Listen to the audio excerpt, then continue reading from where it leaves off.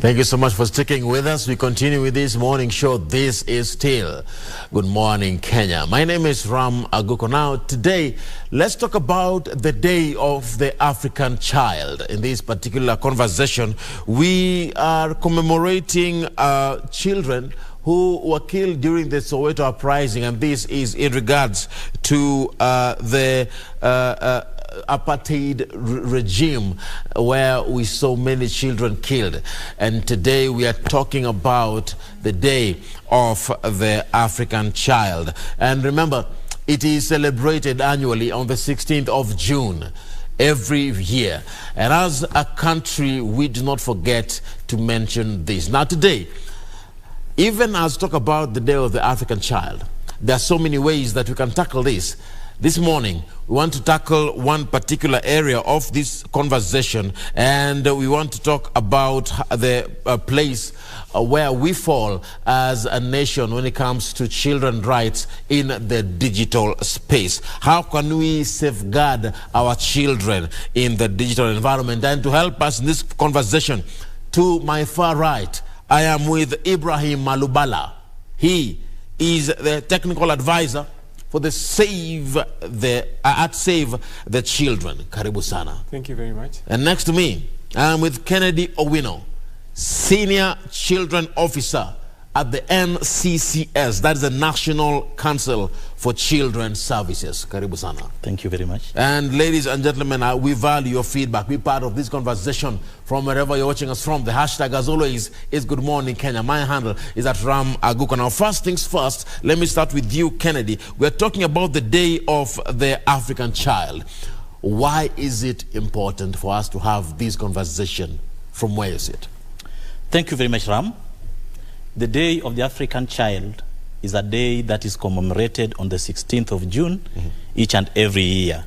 The background of this day goes back during the apartheid rule in South Africa, where the black children were being denied an opportunity to attend classes, attend education, and acquire the same rights as to the children of the whites. And when the children felt that that was not good for them, they demonstrated, led by Peter Patterson, and a number of African children, the black children, were massacred. So it is a day we are celebrating to commemorate what happened in South Africa, and also to ask ourselves as a continent, where are we in terms of protection of our children and advancing their rights? That is the day. All right. Yeah. What about you? This day, how important is it from where you sit, from your perspective? Yeah, thank you very much, Ram. And I think my colleague has very eloquently given the history and the background to the Day of the African Child. Yeah. But what I might just want to add is that from 1991, the OAU, the successor body to the African Union, decided to designate the 16th of June, which is the day that the Soweto uprisings happened in 1976, for the continent to sit back, reflect, and just think about the rights of the African child. And since that year, in 1991, we have been marking this day. What the African Committee of Experts on the Rights and Welfare of the Child, which is a body of 11 members that look into the promotion and protection of child rights on the continent, normally gives us a theme for which the continent rallies itself to actually observe this day. So like you rightly pointed out, Ram, the theme for this year is children in the digital environment. And so we are taking a moment to reflect on the promotion and protection of child rights within a digital environment. We know that the digital space and the digital environment is here with us, and it has its positives and negatives. And so it is a very good moment for us to sit back, reflect, and just think about the promotion and protection of child rights from that space. Last year, we were actually looking at harmful cultural practices, and we came up with a lot of recommendations, both for the government of Kenya. The National Council, where my colleague serves, leads us in terms of having policy discussions around that. So this year, we want to now focus on children in the digital environment. And I love that we are talking about even how progressive this kind of conversation is. Last year we were talking about the theme, eliminating harmful practices affecting children. And here we're looking at progress on policy and practice since 2013. Yes. Today, let's talk about this particular issue. And of course, ladies and gentlemen, socialization issues have been one of the critical challenges that we encounter today when it comes to our children in this digital era. And the children, as you know it, spend most of their time on their phones. Yeah. I don't know if there is anybody who has a child that is not spending time on their phone. In the world of today, everybody is on their phone. Children are always on the digital platforms. They're always accessing the technological tools that are available at their disposal. And this affects their physical activity, it affects their mental activity and their social development.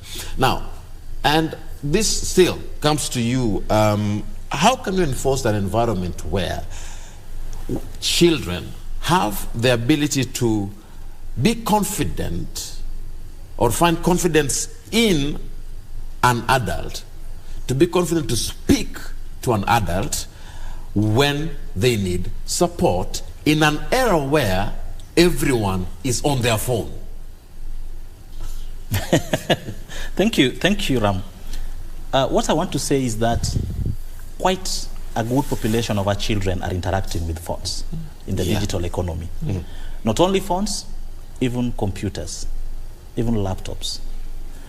And what happens is that child violation in the digital space is something that affects children more emotionally because of what they interact with. And yes, the question is, how do we enhance that so that they develop that confidence of sharing, speaking out to a trusted adult on what they undergo through? This is, first of all, building the confidence on these children to know their rights, to say that, yes, I have a right to the digital platform, but when my right is violated, I have a trusted person whom I can share with. But again, what are some of the restrictions? Why are the children not feeling comfortable to talk? One of them is victimization, stigma. It's like, who took you there? It is the child becomes part of the blame. And this is the kind of conversation we are telling children, it is not your fault to report that my right has been violated digitally. But also, the child has a right to this kind of gadgets, but there is also the parental component on it. Parental guidance, parental supervision, just finding time out and finding out what is my child been interacting with in the digital platform, and also advising it. I'm looking at children nowadays Googling how to do X, Y, or Z. Solutions towards this particular problem. And sometimes even family issues. They look for solutions on the digital space. What you're saying is true. There's that nexus that we need to find. We are blaming them, and they're blaming us. How do you solve that? Let me hear from you. Yeah, I think it's very interesting what you've both of you said in terms of children accessing internet. And research was actually done, I think in 2021. There is a very good report that our viewers can access called Disrupting Harm, Kenya. And this report came up with very interesting findings in terms of children in the digital space. The report found out that 67% of our children in this country actually access internet. 67%. 67%. When I looked at those statistics, I was actually baffled, because in my thinking, I thought the number could have been much lower. I mean, Save the Children works in very marginalized areas of this country, particularly in northern Kenya, in areas of Turkana and so forth and so on. So when the statistics reveal that 67% of our children are actually on the internet, it was actually a shocker to me. But those are the statistics that we have to deal with. That you expected a bit less? I thought probably we would be talking about something in the range of 30–40%, I mean, from my own estimation. But we're almost getting to a level of 70%. Did you expect that percentage? Yeah, interacting with the children, that was expected. But now what is shocking again, as he's putting it, is the kind of the violation that was taking place. Yeah. Okay. So in terms of violations, like Kennedy is saying, the report found out that 3% of the children who had actually accessed internet had actually been threatened in one way or the other. Threatened in the sense that you get into conversations with strangers, and you get to a level where you receive threats, particularly if the conversation does not go the way the other party wants. 7% of these children who had actually accessed internet found, a report revealed that they had actually had their images shared out in an appropriate manner and without their consent. So this tells you that children actually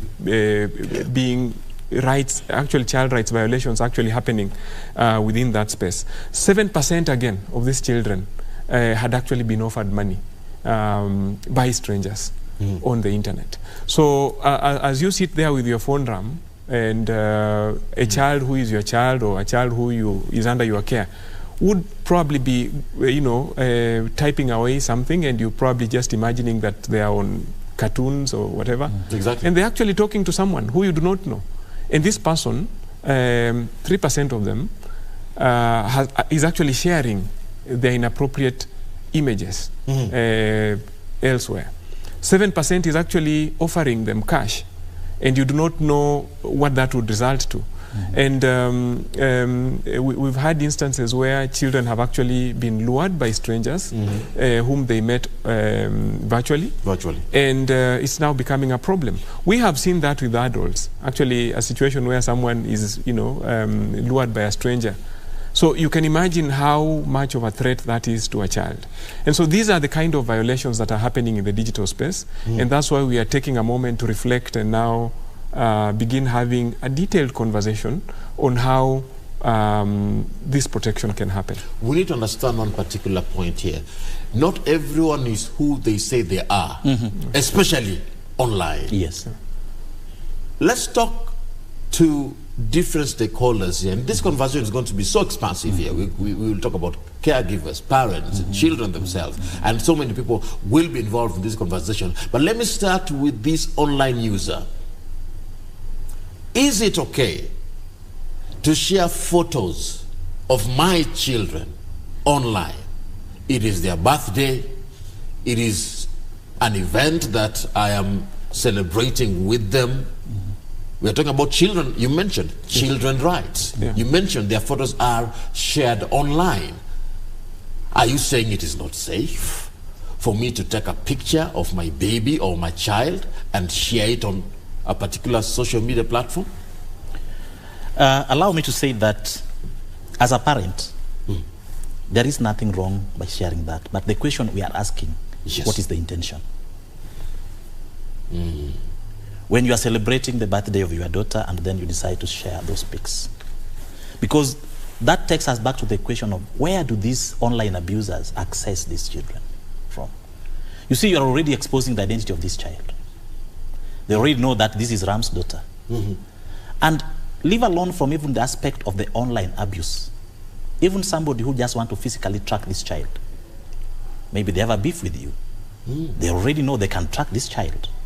So we are saying yes, as much as it is within your parental guidance to say that, there is also the limitations and the impact that needs to come, that you should be aware of the dangers you are also exposing your child to. Many people have children as their profile photos. And wherever I want to look for Ram, then I see, oh, it's a victim. And you see, the other aspect that my colleague also said that I want also to emphasize, you see, when technology and innovations come, we only associate them with the good things. And it is like, it's the right way to go. So the children will tend to have a lot of attachment when the digital platform saying this is the way to go. They even ask, they say, oh, are you on Instagram? Are you on Facebook? And it's like, what are you saying? And if you're not on Facebook or Instagram, then you are lost. You say that. So they even convince others that this is the way to go. Yes. And then everything online is the truth, the way we are putting it to them. So there is also need to interrogate such kind of questions and guide the children accordingly. But back to your question, share it, But know very well you are also exposing your child to other forms of abuse. You mentioned a very interesting point there, and Ibrahim, maybe you can also chip in on that. Having my child's picture as my profile, on my profile, it could be on WhatsApp or any other platform. Not safe. Is that what you say? Yeah, I mean, precisely that's what we are saying. We are saying that it's not illegal. And some of these issues are actually left to parental guidance because as a caregiver, as a parent, you have every right, to take care of your child in the best way you know how. And some of these issues are very private issues. There are issues like religion, for example. We leave them to parental guidance. The right to information, insofar as the child is concerned, right from the Convention on the Rights of the Child to the African Charter to the Children Act, are left to parental guidance. Yeah. So you have some space. Everyone can interpret these as they so desire. Yes. Because parenting styles are different. Yes. But should we have any advisory role in this? Yeah. So what we are simply advising, and my colleague was very eloquent on this, is that at times it might look like a good thing you are doing, but it might open up your child to a lot of unnecessary dangers that you might not be able to presuppose or to see. So the general advisory, and this is not based on the law, it's just based on the digital space that we are living in. It's safe to try as much as possible to minimize some of those issues, because my colleague mentioned that someone can actually track a child. At times you take a photo of your child in a school uniform and everybody knows this is school X. And it's possible that you're actually giving people a lead to actually pursue this child. So I'm not saying that it's illegal. I'm not saying that it's morally wrong. What we are simply saying is you need to remain alert to the fact that that could also open a way for abusers to actually get access to your child. Maybe to add on that, something that we need to understand, from the parental side, is not illegal. But the intention can also be illegal. For example, if you're putting the image of this child, maybe to solicit funds, or maybe to report an abuse, you are again enhancing the abuse. For example, if child X, for example, was a victim of defilement, and then you decide to take the pic and say, this is child X who was a victim of defilement or incest, you see, we are calling for support for this child. You are re-exposing that child. And the digital platform does not lie. The record is there permanently. Imagine growing into adult and you see your picture and saying, oh, this was me when I was defiled. And my caregiver was sitting. So the child, one of the principles in the child protection sector is the principle of confidentiality for the children. Exactly. There's a lot of confidentiality when you are dealing with children matters. And even in the media. Yeah. You see, sometimes when you are capturing a story about the child, you have to block the face and all such kind of things. But how many often do you interact with people exposing this child? You saw what happened to baby Sagini. It was all where in the media. The child is there, the picture is there, every detail. Growing up, and then you say, oh, this is what was exposed about me. So those are the things we are saying. As much as you are having a right, but you also need to know at what point does this right now turns into a violation of the child's right. Exactly. Yes. Now, let me twist this and give in a different perspective. Now, from the side of the child, the children that we have nowadays have the ability to create their own profile pictures, their own profiles. And interestingly, some of our children know how to use phones better than parents. Perfectly, they do. And I don't know if you're a parent watching out there. Have you ever been stuck using your phone and the only person you can call is your child? Many parents, the person that they call when their phone has a problem is the child that will fix it. Children also need to learn some of these things. Yes. The things that we do when we are online, the information we give. Let's talk about the information we give. Personal information. When you register yourself on a particular platform, how safe are we? And how can you ensure that there is safety when we share information, when our children themselves are using these phones? Ibrahim. Yeah, There's a whole discussion around data protection and, like you're saying, exposure in the digital environment. And one of, at least here in Africa, we have the African Union Convention on Cybersecurity and Personal Data Protection. Yeah. I mean, it's a long name, so we commonly refer to it as the Malabo Convention. Yeah. The Malabo Convention speaks to some of the issues that you are talking about, and it advises governments, or rather governments have made commitments on how they'll ensure the security of their citizens is actually protected within this digital space, and particularly on issues of data. In Kenya, I think we have come up with a lot of legislations that make protection around issues around data. But there are still a lot of gaps also within those legislations. You must have seen that when we were having the Huduma number, there were a lot of challenges that went to court and back. And so these are challenges that have been there. But one of the things that we actually, even as a children's sector, urging the government is to expedite the ratification of this convention called the Malabo Convention, because it offers guarantees to the citizens within Africa that their rights will be protected under that. So that if you don't have proper cover through the legal and policy framework at the national level, you can still fall back to the continental convention to protect you. Then secondly, we also have issues around intercountry exchange of data and all that. Those would also be protected within the framework of the Malabo Convention. So one of the issues that one of the big messages that we are calling upon the government during these celebrations around the Day of the African Child is to expedite the ratification of the Malabo, that particular convention that deals with cybersecurity. But I need also to mention that as a country, one of the issues that the Committee of Experts has picked with Kenya is that it has a very, very good policy and legal framework around data protection, around cybersecurity, around all these things. But like we always say in Kenya, we have very beautiful policies and legislations, and my colleague from the National Council will allude to this. The problem is always around implementation. Yeah.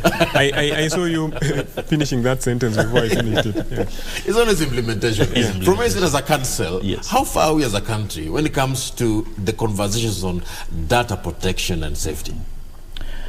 Yeah, I'll start from his point where he said that we have robust legislation regarding data protection and even issues of the cyber protection.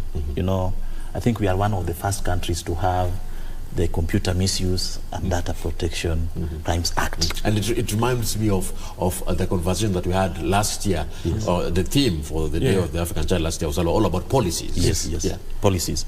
Now the challenge is, and I agree with him, is on the implementation. And what are some of these challenges? You see, issues of data and cybercrime investigations, they are very costly. So are we having the right infrastructure? For example, if you go to the Anti-Human Trafficking and Child Protection Center, that is a branch of the DCI that deals with these issues, especially for children. They are saying, I think they have 3 branches nationally. So how is that accessible to most of the people? So yes, and when we talk about implementation, it's not only the government perspective. Implementation of the provision of legislation is a wake-up call to the government, to you as a caregiver, to you as a parent, all citizens, to you as a child.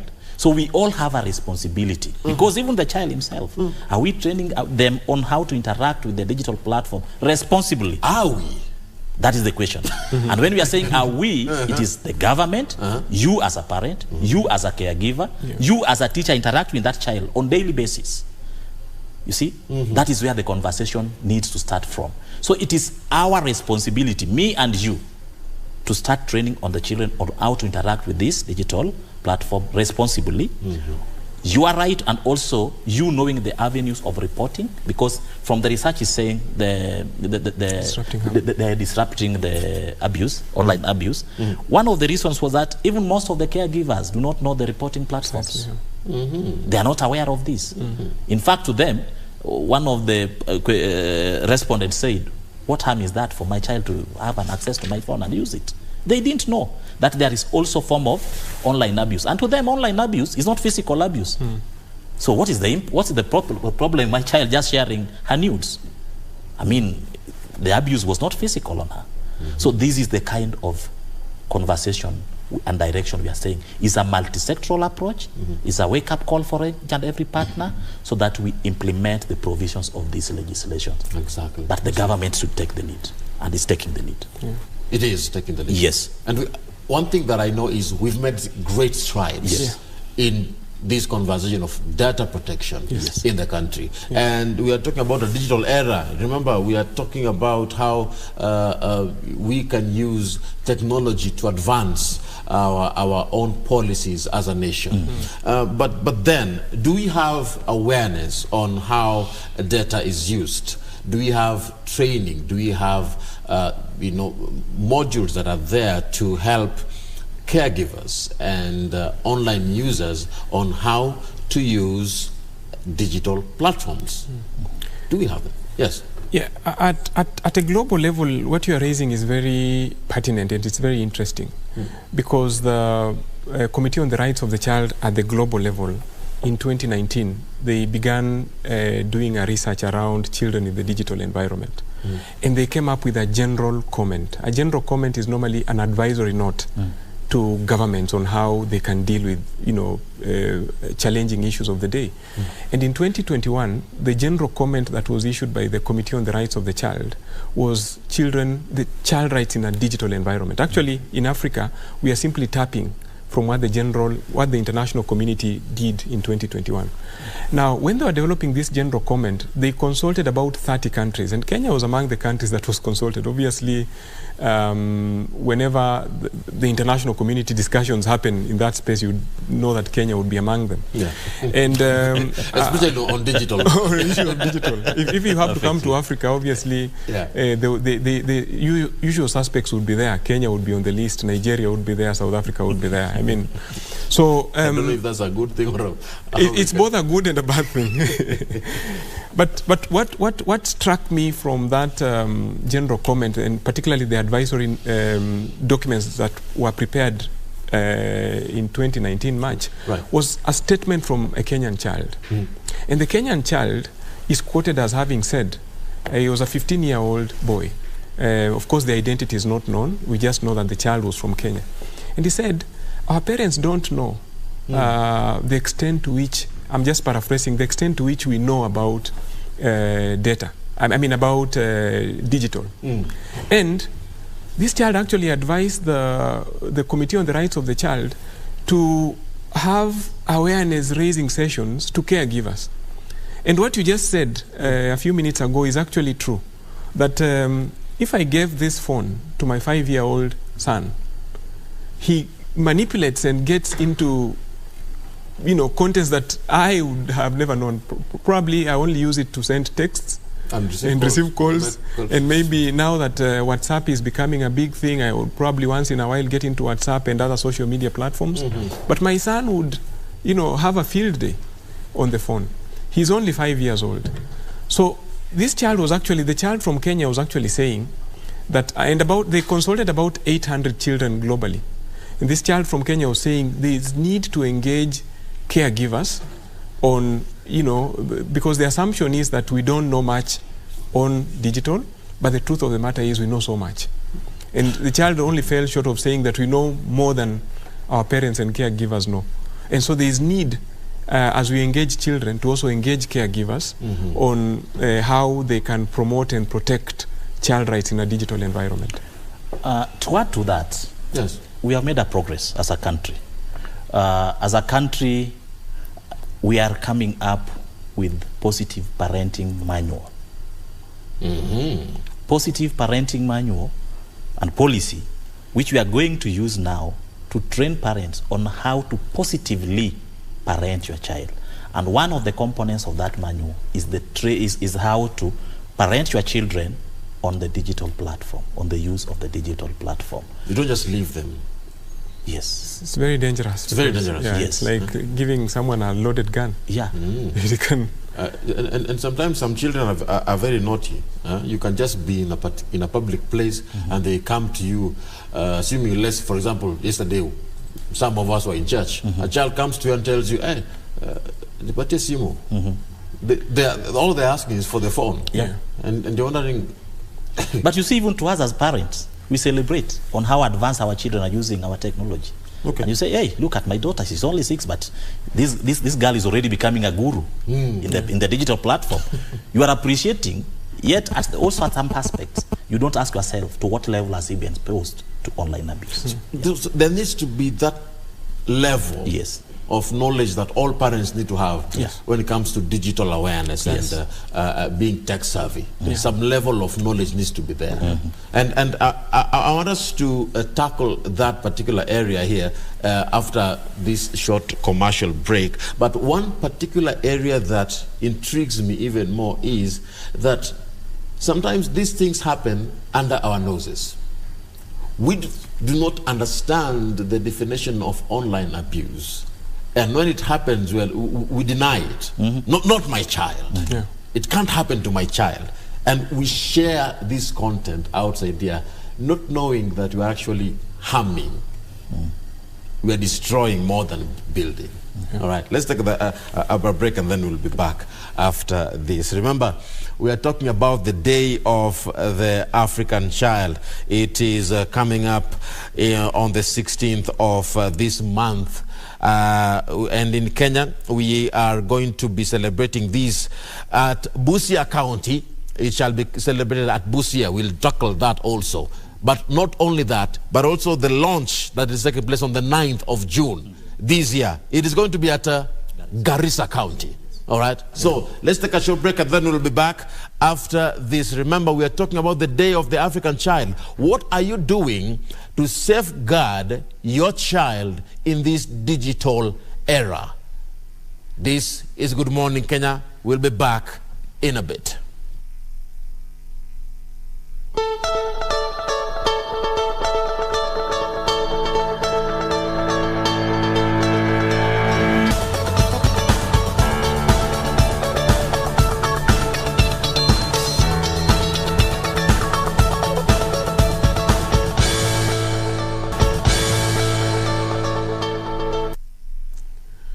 All right, thank you so much for being part of this conversation. We continue with the Day of the African Child theme right here on Good Morning Kenya. My name is Aguko. Thank you so much for being sticking with us today. I'm still with my guests here as we talk about the Day of the African Child. I am to my far right with Ibrahim Alubala, and next to me with the Kennedy Owino. And gentlemen, before we took that break, we're talking about how parents need to be careful, aware or alert when their children are going online. But now let's twist this conversation a bit and handle matters concerning online abuse. When we have such a case, what is the course of action that parents need to take? Kennedy. Thank you, Ram. The course for action that parents need to take, and I'll twist it a bit. Okay. So that we don't start from the parent, we start from the child. We start from the child? Yes. Okay. So the first thing is that the child need to have a trusted adult on whom the child can disclose what has happened online. This can be a parent, this can be a caregiver, this can be a friend to the child. But remember, this adult, still the child has not managed to tell the adult of what's going on. Yes. Yeah. So that's what I'm saying. We are building their confidence. At least have somebody whom they can share with. Okay. Then now, once this is shared, there are various platforms. There is the toll-free number, the 116, that is used to report all matters of children abuse and protection. We also have the children officers based in each and every sub-county. So that is a child-friendly office where we have child protection officers. They can take that report to that place. In every police station in this country, we have the children desk, a special unit that is dealing with children matters. They can report to, and they can also report to the authorities, right from Mzee wa Mtaa, Mjikumi elder, you know, the assistant chief, the village elder, the chief. These are authorities which can now cascade this to the relevant agencies. Yes, so these are platforms. Things not to do upon cases of online abuse. One, don't reshare it in the digital platform. For example, the abuse has taken place, and then you also take to report it online. And this is very common in Kenyans. When a right of a child has been abused, people take videos, people take photos, and they continue exposing it. That actually you are also becoming part of the chain of the criminal when you are sharing it online. Don't do that. Two, don't brush off the child. Don't look at it from the perspective that it is the mistake from the child perspective. Why did you go to the digital platform? Don't stigmatize this child, because when you do that, next time the child is abused, she'll not feel free to. So let us have a supportive environment where when this is reported, the child is given necessary support. And I want to tell you that online abuse is affecting children more emotionally than even physically, because it sticks into the mind, the kind of abuse. And some of them start online, then they go physical. So let us give the children the necessary support they deserve. Let us offer them the real support in pursuing these matters. But again, let us avoid resharing. Or let us, not even on the digital platform, but making it so public so that everybody knows that so-and-so's daughter, so-and-so's son was abused online. You know, as the child will be walking, it's like everybody knows my past. Everybody knows what I've gone through. No, let us deal with the relevant authorities so that we give these children the necessary support. And here you've mentioned very powerful sentiments there. Yes. Don't ask your child, who told you to go there? Yes. Why did you take my phone? Yes. How did you manage to buy bundles? Yes, the blames. Yeah. You blame them. Yeah. Maybe you can chip in on this particular matter, how we handle such cases from both quarters. No, I think my colleague has spoken very well on the do's and the don'ts. But I also just want to emphasize around the issue around the prosecutorial agencies that are involved in this. I think as a country, there is need to also improve, or rather, improve our level of investigations and prosecutions around crimes that happen in the digital environment, because they require some sort of sophistication that might not be evident in these other crimes. If, for example, someone defiles a child, the investigations there could be fairly straightforward, because you get the evidence from the people around.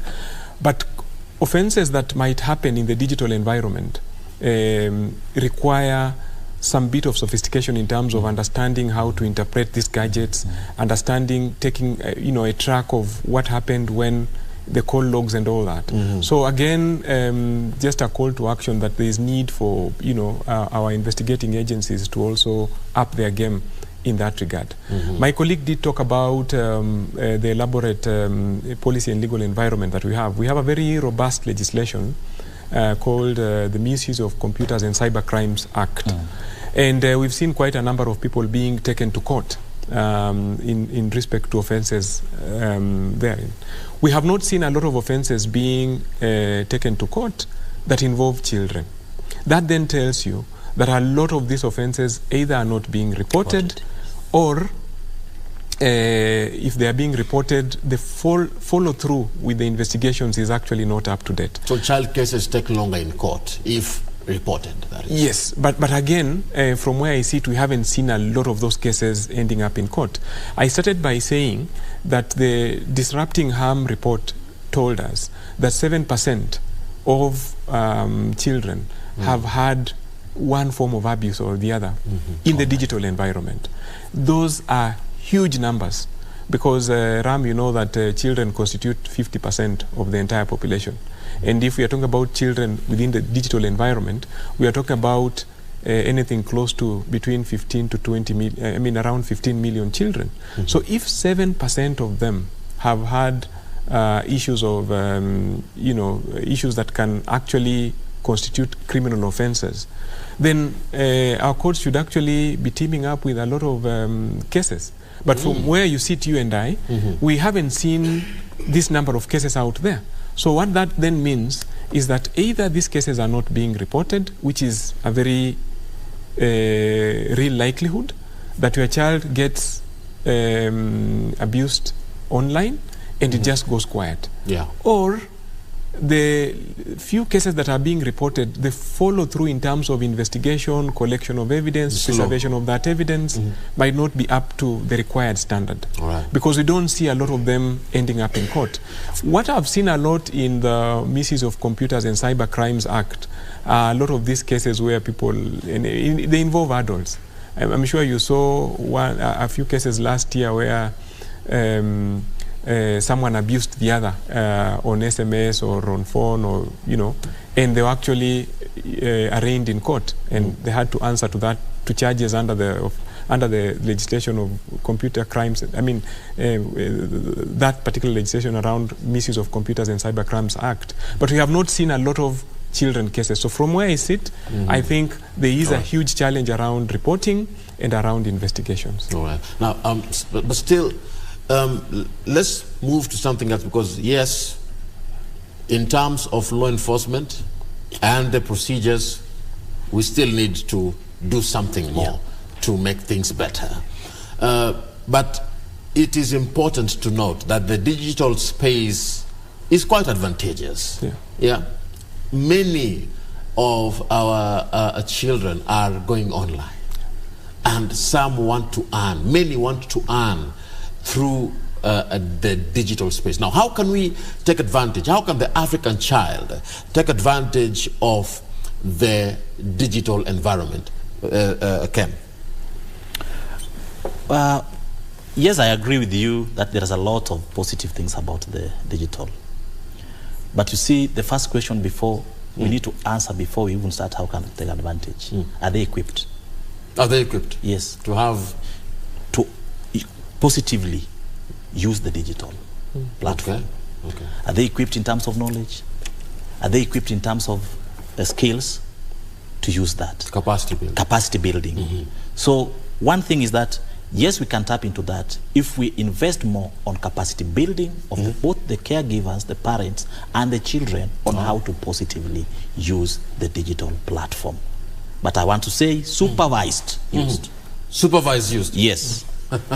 All right. Taking advantage of the digital platform for the African child. Yeah, very interesting, because you would remember when we had the GPE Summit, this is the Global Partnership of Education Summit. This was co-hosted by our retired President Uhuru Kenyatta and the Prime Minister of the British Prime Minister. Kenya actually was at the forefront in terms of this GPE Summit. One of the key issues that President Uhuru Kenyatta pushed for is the whole issue around the digital environment for children. And you'd remember, just to demonstrate that, he went to Westlands Primary, and the British Prime Minister was in a school in London, and there was some bit of exchange between the classroom where His Excellency was at Westlands Primary and the school in the UK. And it just told us that this world is a global village. You can actually have a situation where learners in Kenya can actually benefit from teachers from across the world. And so, like what my colleague said, one of the key things is around investment. This is the infrastructure that would enable us to now tap into the benefits that come with the digital environment. Do our schools have the requisite ICT infrastructure that would enable us? I know it was part of the Jubilee Manifesto many years ago to have all primary school children having a laptop.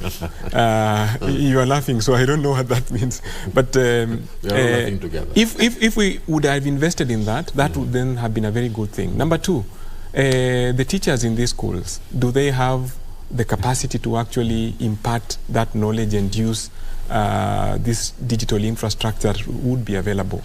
Number three, basic things like internet access across the country.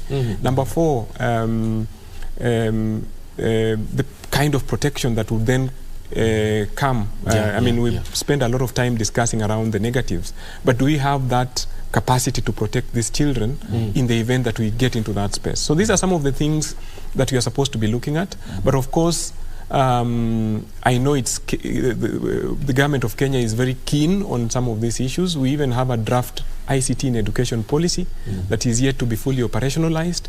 But again, like I said, very good at developing documents, but again, operationalizing them becomes a challenge. It becomes a challenge. One of these fine days, someone will pick that ICT in education policy and implement it without necessarily spending a lot of money to pay consultants to develop it. So they'll just pick what is in our shelves here, and you'll be told sooner or later that Burundi, Rwanda, whatever country is running with it. So what we are simply saying is, can we then restart a conversation around how do we ensure that some of these things that we are saying are practical? Because we are in the digital world, and it's only fair and it's only just to our children to ensure that they are equipped with these skills that would enable them get into this world. One important factor that also we cannot fail to mention is we've seen the African child get world-class attention because of their online presence. We've seen many African children being recognized globally because of what they are doing. Yeah. It could be a piece of art. It could be some talent. Yeah. It could be singing or dancing. Yeah. And it makes me realize that, you know what? In this digital era, the African child can be nurtured and can grow to attain their full potential. Still on that, Mr. Ibrahim, when we're talking about opportunities that are there for the African child, do we really see, are we seeing our African children taking advantage of this particular space? Because the space is there, but are they taking advantage of now the positives? You mentioned the positives that will push them or catapult them in the global space. And the African child is there and ready to occupy that space, but I think a lot also needs to be done by what we have all said in terms of government, the caregivers, the business community, the civil society organizations, and the community around the child. We all need to team up together to ensure that we help this child actually get into that digital environment. And maybe we have not spent a lot of time talking about the business community, because the concept note around the Day of the African Child singles this segment as an important target. If we talk to companies, for example, that are in the digital world, whether we are talking about, and we saw like even within our own universities, Jomo Kenyatta, for example, assembling gadgets that can be used in this. So it's not just the government, it's not just the caregivers, but also the business community have a big role to play in this, so that we can actually ensure that this happens. And then we have also talked about the infrastructure investment, whether we're talking about computer laboratories in schools. I think this needs to be given a priority. And let's talk about that. Maybe from where you sit as a council, I know you've managed to interact with people on the ground. Yeah. You've seen the loopholes and the places where we've made good strides. Yes. Your call to action for the government, the things you feel like the government needs to hear this morning from where you sit in regards to the African child in the digital era. Thank you, Ram. You see, the council is the advisory organ to the government on matters of the children. Yeah. And one thing is that we are bringing all stakeholders together so that we can ask ourselves, what can we put towards enhancing the place of the children in the digital platform? You have asked what government is supposed to do. He has pointed on some of the issues that the report indicated. And actually many have been highlighted during this conversation. Yes. Yeah. Like when it comes to investigations, when it comes to prosecutions, when it comes to courts dealing with these matters. This is again a question that you cannot point to a single agency. Because the next question we'll be asking ourselves is like, those cases that goes to court, how many end successful? How many are withdrawn because of lack of evidence? How many are thrown out because there was no proper investigations? So one of the recommendations in the Disrupting Harm is that we enhance training to the investigating authorities. We enhance training to build their capacity.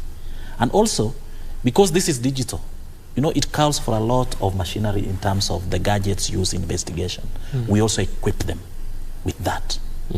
And there was also a gap, because in most of the cases, you see, we are talking about abuse in the digital world. But again, what is the law is not very expressive in terms of even drafting the charges. If you read that report, there was this police officer was asking, how will I draft the charge sheet? Do I charge within the Sexual Offences Act? Or do I charge within the Computer Misuse and Cybercrimes Act? So there's a lot of synergy that needs to be done, even in terms of legislations, so that we become substantive on matters of child abuse. And again, the government also needs to invest more, you see, because they're already investing, but they need to do more investment in terms of enhancing various stakeholders, in terms of capacity building of various agencies, and also fast-tracking these matters. And everybody needs to be part of this conversation. Yes, it is a conversation for all of us. For all of us. Yes. Now, let's talk about now the D-Day. On the 9th of June. 9th of June. 9th of June. Yes. Yeah. We are launching it at Busia County. No, we are launching it in Garissa. In Garissa County. Yes. And on 16th, we are in Busia. We are in Busia County. Yes. And I want you to just give me just a brief highlight about what we expect as a nation for these two particular dates. Thank you, Ram.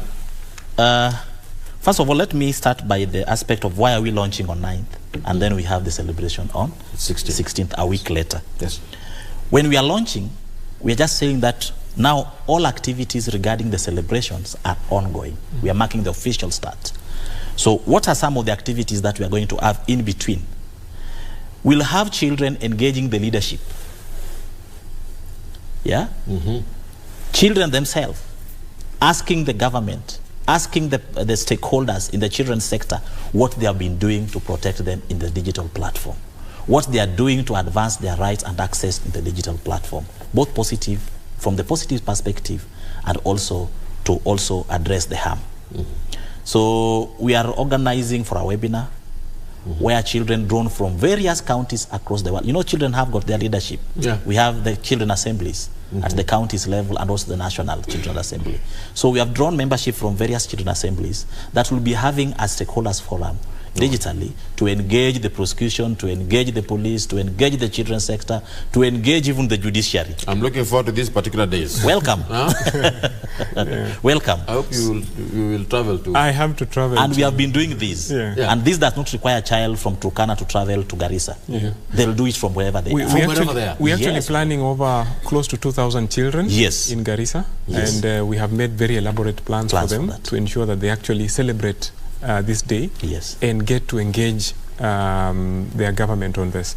But for us, as Save the Children, we're also having a moot court session involving all the law faculties in this country, where we'll have law students from about 14 faculties that offer law, just discussing around this issue of children in the digital environment. We've set a question for them, and they'll be engaging in those arguments. And that's building. That's actually building the capacity of future lawyers, so that they can be able to avoid what Kent said, you know, challenges in imagining how you'll draft a charge sheet. We want to equip them at this very early stage. Wow. Yes. And of course, that is the Day of the African Child coming up. The 9th of June, we are celebrating, we are launching it at Garissa County, and on the 16th of June, it shall be a global celebration. And in the country, we will be at Busia County. And of course, people can log in from wherever they are. Gentlemen, thank you so much for coming. Thank you. Thank you. Thank you very much. And that's a good place to finish this conversation. Thank you. And that has been a conversation about the Day of the African Child. I believe that you've learned something. My name is Aguko. That brings us to the end of this morning show. Good Morning Kenya ends right now, but KBC still has more of our programming coming up your way after this. Keep it Good Morning Kenya. May God bless you. May God bless the work of your hands. May God bless the African child.